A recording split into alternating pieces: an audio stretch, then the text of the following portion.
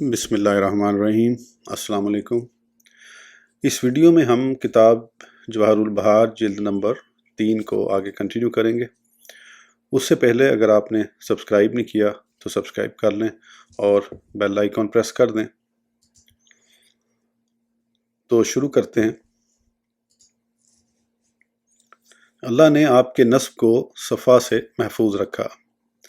हज़रत हक़ ताला इस नस्ब शरीफ को सफ़ा जाहलियत से महफूज व मामून रखा, जैसा कि हदीस मुबारक है। मसलन सुनन बेहकी में है, हदीस नंबर 1। तर्जुमा: सफ़ा जाहलियत से पैदा नहीं हुआ, मैं निकाह सलाम से पैदा हुआ। सफ़ा सीन के कसरा के साथ बमाइनी जना के हैं, चुनाचा जाहलियत में रवाज था, पहले औरत से जना करते रहते फिर उससे निकाह कर लेते। हजूर अलैहिस्सलाम के नसब में यकसद माएँ हैं जो सब पाक थीं। इब्न साद व इब्न असाकर ने मोहम्मद साहिब बिन कल्बी से, उसने अपने बाप से रिवायत किया है। तर्जुमा: मैंने रसूलुल्लाह सल्लल्लाहु अलैहि वसल्लम की 100 माएँ लिखी हैं जो सफ़ा और अमर जाहलियत से पाक को साफ थीं। तिबरानी, इब्न असाकर और अबू नईम ने रसूलुल्लाह सल्लल्लाहु अलैहि वसल्लम से रिवायत किया है। तर्जुमा: आपने फरमाया, मैं निकाह से पैदा हुआ, सफ़ा से नहीं। आदम अलैहिस्सलाम से मेरे माँ बाप तक मुझे अमर जाहलियत से किसी चीज़ के शैबा तक का ताल्लुक नहीं हुआ। अबू नईम ने हुजूर अलैहिस्सलाम का कौल नकल किया, मेरे नसब में कोई माँ बाप सफ़ा पर जमा नहीं हुआ।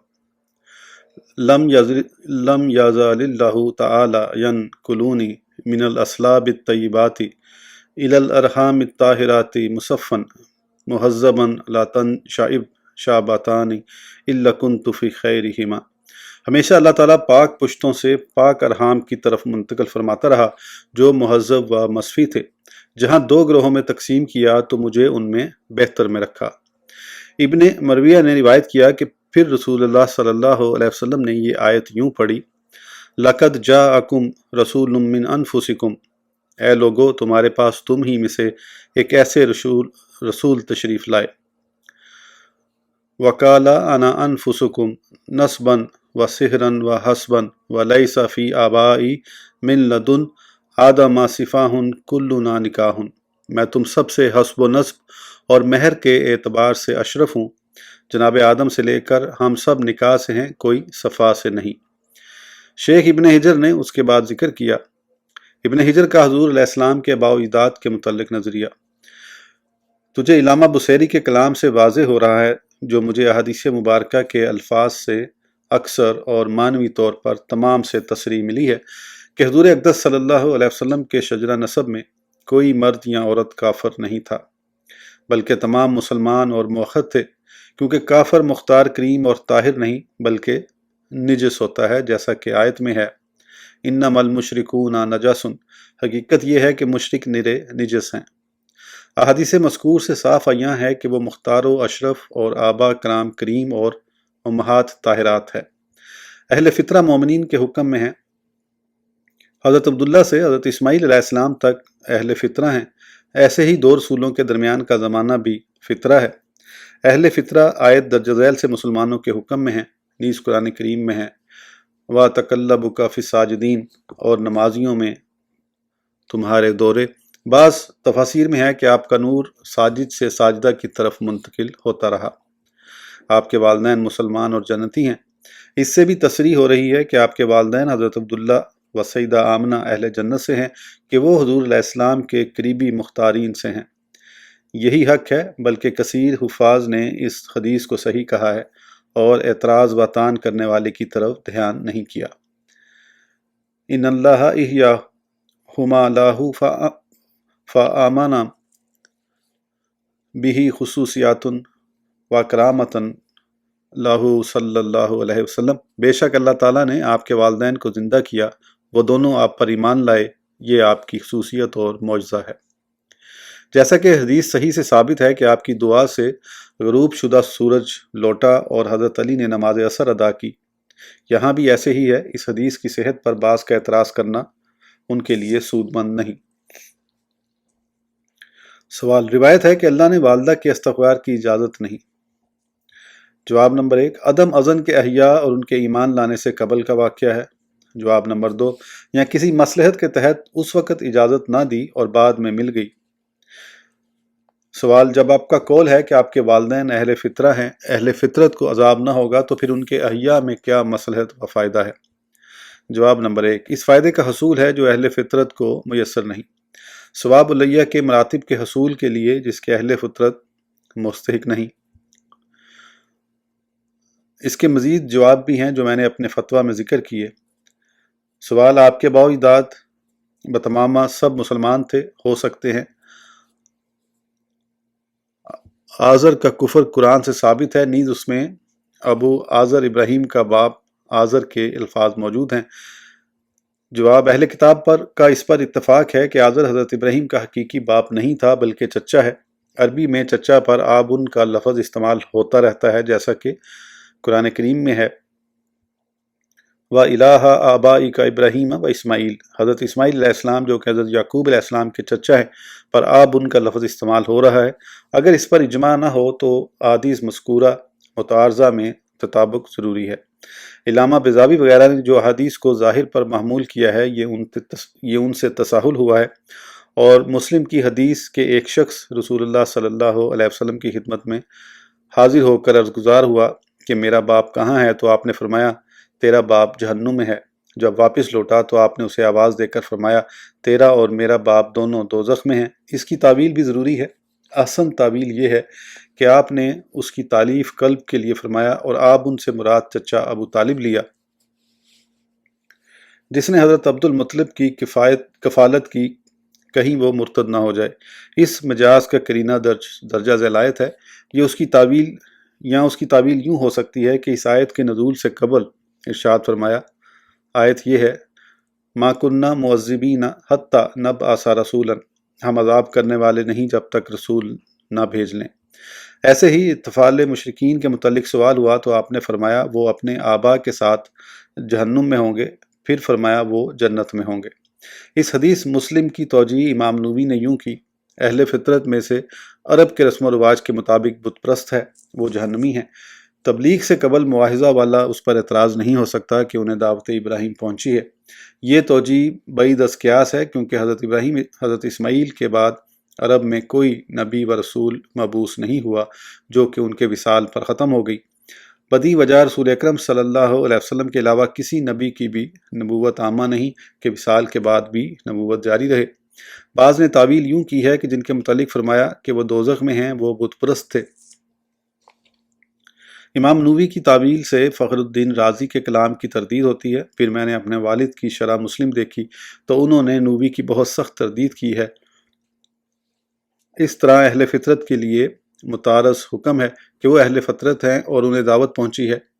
بائے وجہ اہل فطرت کہتے ہیں دو رسولوں کے درمیانے زمانے کے لوگ جنہیں پہلے نبی کی دعوت پہنچی اور نہ دوسرے کی۔ یہ اصول قطعیہ سے ہے کہ جب تک دعوت نہ پہنچے عذاب نہیں ہوتا، تو اس کے مطابق وہ اہل تعذیب نہیں۔ انتہا کلام۔ یہ میری تعویل ذکر کردہ کے موافق ہے۔ بعض علماء نے کتنی اچھی بات کی کہ حضور اکرم صلی اللہ علیہ وسلم کے والدین کا کسی نقص و عیب سے بالکل ذکر نہ کرنا کہ اس سے آپ کو تکلیف ہوتی ہے۔ طبرانی کی حدیث میں ہے، ترجمہ، متوفین کے ذریعے احیاء کو تکلیف مت دو۔ اہل فطرت میں سے جن کے بارے میں صحت سے ثابت ہے کہ ان کو عذاب ہوگا، اس سے اشاعرہ، اہل کلام، اہل اصول اور فقہائے شافعیہ کے قول کے مطابق اہل فطرت کو عذاب نہ ہوگا، میرا اعتراض نہ ہوگا۔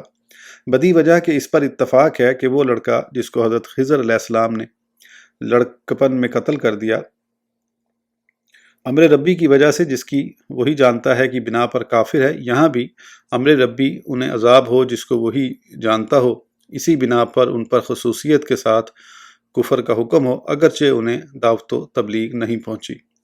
یہ جواب اس جواب سے بہتر ہے کہ یہ احادیث عذاب خبر اعاد جو کہ عدم عذاب کے قطعیت کے متضاد نہیں، یا یہ کہ احادیث عذاب ان کے لیے جنہوں نے تغیر تبدل کیا جیسا کہ بت پرستی وغیرہ ہے، یہ ان کے نزدیک ہے جو عقل سے توحید کے وجوب کے قائل نہیں، لیکن اکثر اہل سنت کے نزدیک ارسال رسل کے بعد تعذیب ہوتی ہے اور یہ حتمی و قطعی بات ہے۔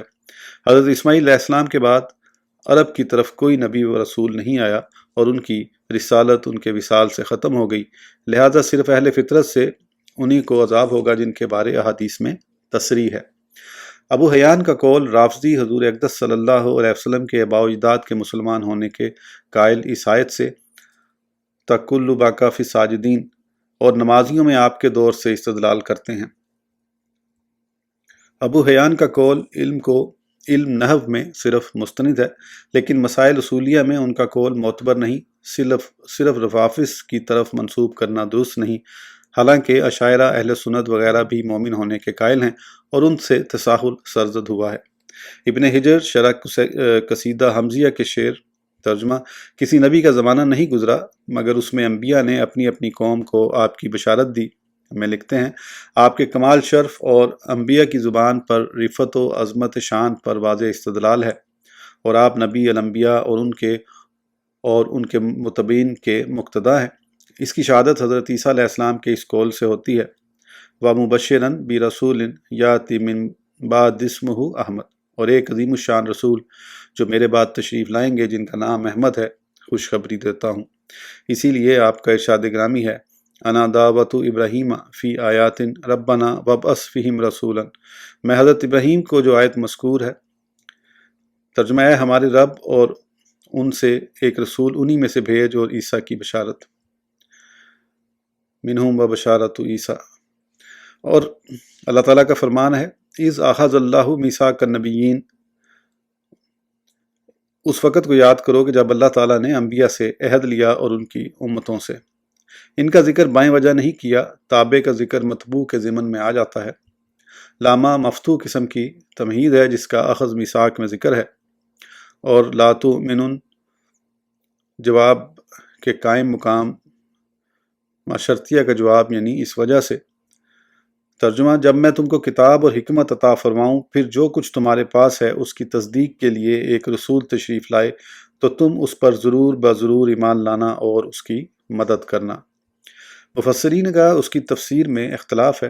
حضرت علی مرتضیٰ، ابن عباس اور اس کی اتباع میں حسن، قتادہ اور طاؤس نے بیان کیا کہ اللہ تعالیٰ نے حضرت آدم سے حضرت عیسیٰ علیہ السلام تک ہر نبی سے عہد لیا کہ تم میں سے جو بھی نبی کریم صلی اللہ علیہ وسلم کا زمانہ پائے وہ ان پر ایمان لائے اور ان کی مدد کرے۔ اس سے معلوم ہوا کہ ہر نبی بھی اپنی اپنی امت سے عہد و پیمان لیتا کہ جو حضور اقدس صلی اللہ علیہ وسلم کا زمانہ پائے وہ آپ پر ایمان لائے اور آپ کی مدد و نصرت کرے۔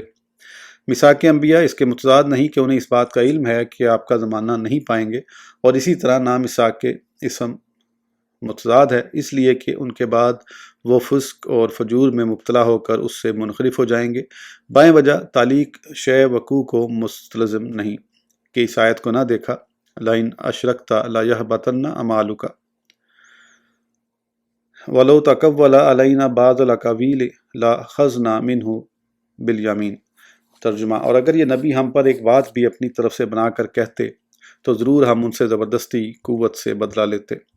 مقصد اس سے یہ ہے کہ اگر فرض کر لیا جائے کہ نبی آپ کے زمانے میں زندہ ہے جیسا ان دو آیتوں میں فرض و تقدیر مفروضہ ہے، اسی لیے امام تاج الدین سبکی نے کہا کہ یہ اس پر دال ہے کہ اگر آپ کے زمانہ بعثت میں کوئی نبی زندہ ہو تو آپ اس کے مرسل ہوں گے، جس سے ثابت ہوا کہ آپ کی مطلقہ اور تمام مخلوق کو شامل ہے۔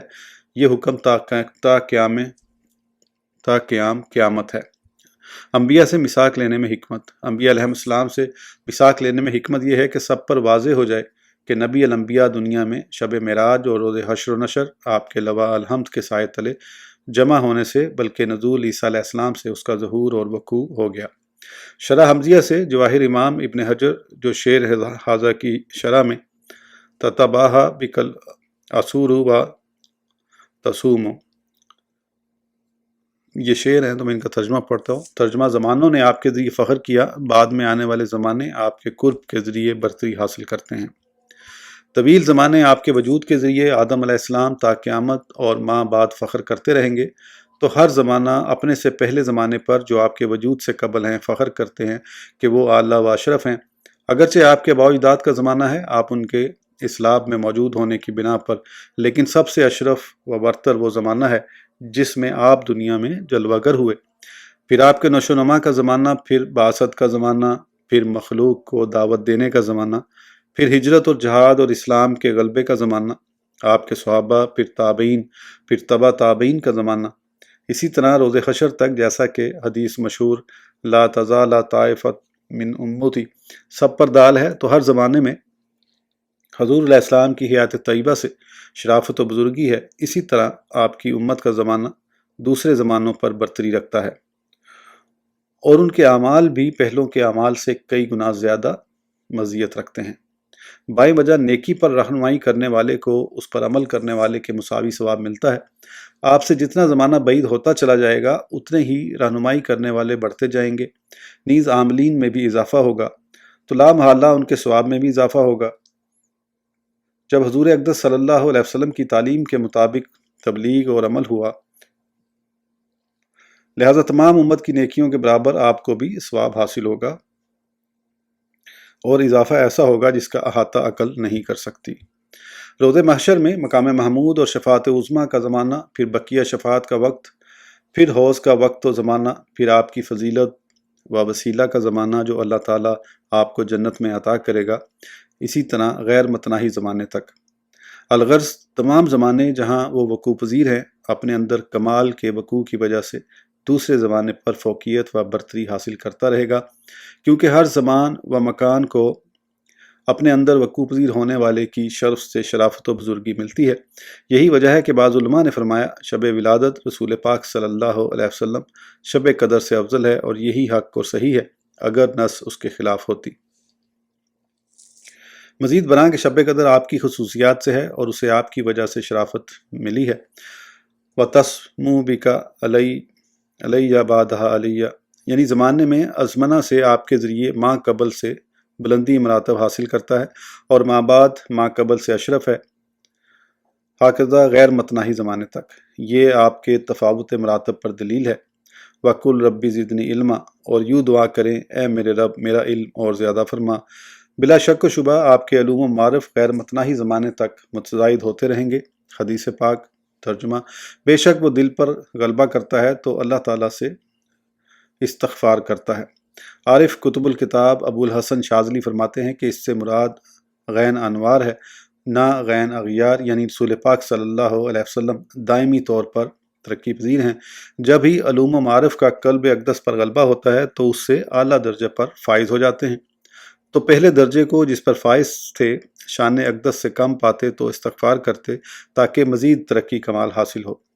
ناظم علامہ بصیری کے قول تسمو بلند ہوتے ہیں وہ مدائح جن کا وقوع عظیم ہے، یعنی بلند مراتب حضور اقدس صلی اللہ علیہ وسلم کے ساتھ بلند ہوتے ہیں، یہی کیونکہ آپ کو عالم امر میں ان بلند ترین درجات و کمالات کے ساتھ پیدا کیا جو کسی اور کو نہیں دیے، پھر انہیں مراتب و کمالات کے ساتھ عالم خلق میں ظاہر کیا تاکہ ان کمالات درجات کو آپ کے ذریعے شرافت و بزرگی حاصل ہو، نہ اس لیے کہ آپ کو ان مدارج کے ذریعے بزرگی حاصل ہو، اس لیے آپ ان کمالات کے وجود سے بھی کامل و اکمل ہیں۔ شرح حمزیہ میں اس شعر کے تحت ابن حجر کا کلام، میلاد کی رات جس کے دن سے دین کو سرور اور روشنی حاصل ہوئی۔ روز شب میلاد کی عظمت، یہ درخشاں شب جس کے دن میں آپ مولود ہوئے، جس کی وجہ سے دین اہل دین کو تمام ادیان اور ایام پر فوقیت ملی۔ نقطہ، ناظم و شاعر بوسیری نے میلاد کی روز اور شب دونوں کی طرف نسبت کی ہے، کیونکہ بعض نے کہا کہ آپ کی ولادت رات کو ہوئی۔ ابن السکن کی عثمان بن عاص عن امہ کی حدیث سے اجتہاد کیا، آپ فرماتی ہیں کہ شب ولادت میں موجود تھی۔ ترجمہ فرماتی ہیں میں گھر کی ہر چیز روشن دیکھتی اور ستاروں کو دیکھتی ہوں کہ وہ اتنے قریب ہو گئے کہ وہ گمان ہونے لگا کہ کہیں مجھ پر گر نہ جائیں۔ بیہقی نے اس کو روایت کیا، اور اس النور و تدلی النجوم کا ذکر نہیں کیا۔ حضرت عائشہ صدیقہ رضی اللہ عنہ کی تصریح یوں ہی ہے جیسا حاکم نے روایت کیا۔ بعض علماء نے وقت ولادت دن قرار دیا، جیسا کہ بوسیری کے اگلے مصرع یوم میں تصریح موجود ہے۔ ابن حجر فرماتے ہیں یہ زیادہ صحیح ہے، جیسا کہ حدیث مسلم وغیرہ میں تصریح ہے، لیکن بعید الفجر اگرچہ یہ حدیث ضعیف ہے مگر فضائل و مناقب میں بالاتفاق حجت ہے۔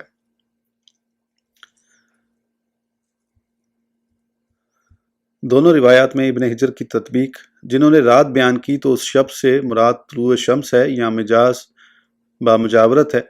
एक रिवायत में सितारों के करीब आने का जिक्र नहीं और दूसरी रिवायत में जिक्र है कि तुलुए फजर के बाद भी सितारों का नज़दीक आना मुमकिन है, बल्कि सूरज के तुलू होने के बाद भी खर्क आदत मुमकिन है। शब मिलाद की रिवायत के मुताबिक बाज़ ने फरमाया,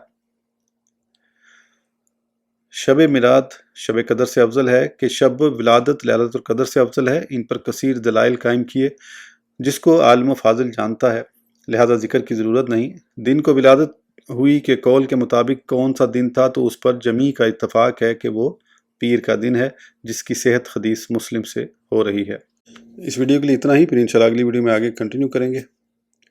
सब्सक्राइब करना ना भूलें। अल्लाह हाफिज़।